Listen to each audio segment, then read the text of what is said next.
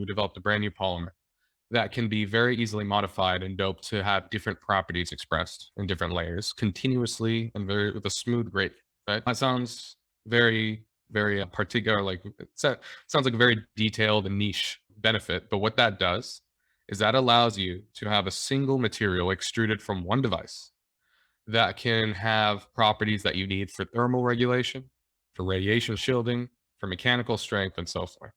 Mhm. So the reason this was interesting to us is because what we envisioned was imagine a future, right? Where in space logistics are a huge issue. So in space manufacturing, you want to limit the complexity of your supply chain, right? And having multifunctional materials, I think, is the first step towards that.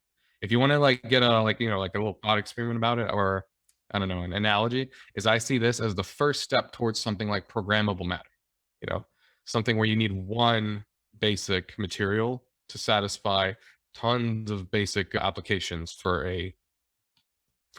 civilization or habitat Mhm. or so forth. So basically, what we want to do is we want to build full spacecraft frames, right? We don't build the engines, we don't build the fuel tanks necessarily, but we want to build the full superstructure of the spacecraft.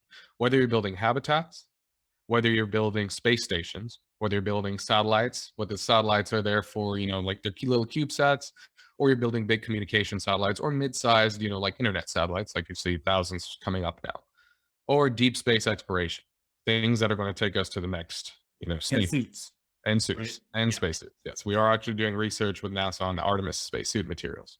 It's very early fundamental research, but nonetheless, we think this is the direction the entire industry is going to head, regardless of whether or not it's us. Mhm. And there is the way I see the use of metals in space, right? And I'm talking about alloys as a structural element. It honestly, like, it's getting to the point where it doesn't make that much sense. It's more so rooted in tradition and very, very understood engineering properties of these alloys, right? And as you can imagine, going to an engineer and trying to say, hey, the aluminum you're always used to using, let's replace it with something brand new. That's a very difficult uphill battle, but that's what we're working against right now because it's something that's so well understood, thoroughly tested, and so forth. So this is one of the main challenges. However, the way I see it, with on orbit servicing, high powered computing, humans in space, right? The way we've been operating in space is nothing like the way we're going to be operating in space in the next 2 years, even 5 years, 10 years. Yeah, it's going to radically change. Yeah. We're staying up there for longer. We're moving faster. We're doing more. We're having more sensitive payloads. Yada, yada, yada. Now, the way I see that is back in the day before jet engines, space aircraft were made of wood, right? Some of them had the cloth frames or wooden cloth, that was fine for the speeds at which they were going. Right now, once they got jet engines, all of a sudden the mechanical and thermal stresses are just completely different. You need a fundamentally new way of building. That's what I think we're approaching in space. So our goal is to lay the foundations for this and provide that fundamental building block that will allow us to do, yeah, So live in space. Yeah, yeah. So when you say constructing ships out of this material, yeah, are you saying that we'll launch it with this material on the outside or it will like be coated on it later? Are you saying that this yes, would be stainless steel yes, in terms of thermal properties and be able to survive going up into through the atmosphere? yes, yes. That's exactly. That's pretty crazy. Yeah. So what Yeah. we can do, what we've tested, and we actually have a launch plan for, and some client traction with, are I'm not going to hint any more details besides things to do with the moon and things to do with satellites and satellite servicing. Right now, our material currently in its current state can handle the stresses you'd have in a satellite. Right, something that's going to be within the launch vehicle. Mhm. We think within about 6 months to a year, we're going to have a variation that can handle the launch stresses for the full structural replacement of a launch vehicle. So that takes 3D printing rockets to a completely new level because you 3D print this material as well. Yeah. And think about the benefit on your supply chain, right? Like imagine, okay, like, the way I see the space industry, and I hope no one gets pissed at me for saying this, but when you're buying a car and back in the day you add a GPS and it's $3,000 for a GPS, right?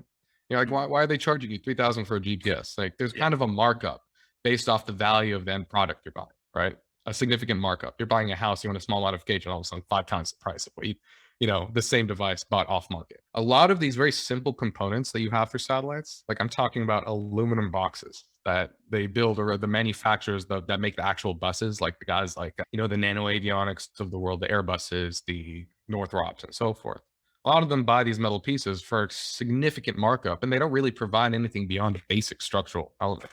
What we're offering now is a way to get your core structural elements satisfied, plus enable unprecedented flexibility with the payload, right?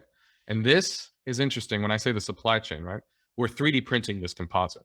And that, oh my God, that has posed a lot of challenges initially. Like this past year was just getting some of the 3D printing techniques to actually work was our main challenge. Now we validated that. But luckily for us, I think the timing was perfect because a lot of the legwork in the 3D printing world was already done, thankfully, right? Mhm. Now, the filament we have, like, so the interesting thing when you think about the supply chain, right, is the filament itself, storing and that, like having excess inventory becomes a much less expensive problem with a single multifunctional filament. Because whether or not someone wants to buy an avionics shield or a CubeSat wall or a panel for a space station, it's the exact same core component, right? Depending on how we extrude it, we can actually change some of the properties, right? And we actually have this government SBIR, it's an Air Force one, that we're going to be working on now that basically is looking at transparent applications of this material. So even with different manners of extruding the material, we can turn it transparent, right? And you lose a lot of the mechanical properties. Don't get me wrong. There are trade-offs every time you change certain properties. Yeah. However, your supply, you don't need to have a crazy adjustment to your supply chain for this. It's all the same, right? So just so everyone knows, it's kind of like a white, like an off-white Yeah. color right now, and not opaque at all. You can't Yeah, see it. it's like a, yeah, exactly. It's an opaque whitish, yeah, off-white color. Yeah. That's the, and there are a couple variations we've done that have some darker hue to them just based off different doping elements we've used. And yeah, that's currently what it's like. Now, when you get to the launch vehicle, it's going to look a little different. I can guarantee you that Yeah. because that's, you're going to need some additional coating on the surface to take the, like 2000-degree heat you're going to need to withstand and then like traverse the What atmosphere. are you planning for that coating on the surface to like disintegrate while it's going up, and then you want like is it going to be reusable multiple Yes. times? Yes. Or okay, That's the yes, goal. Yeah, that's a goal. We're trying to find a coating. So basically, think about the coating to be less like a paint, more like a something bonded just to the outer layer, okay, like chemically to the polymer. And the Svetlana and Lembit, our lead scientists here, are playing with a bunch of different doping elements. But again, it's not our immediate priority, but it is Mhm. something we absolutely want to solve because it opens the door to quite a lot of changes in the industry.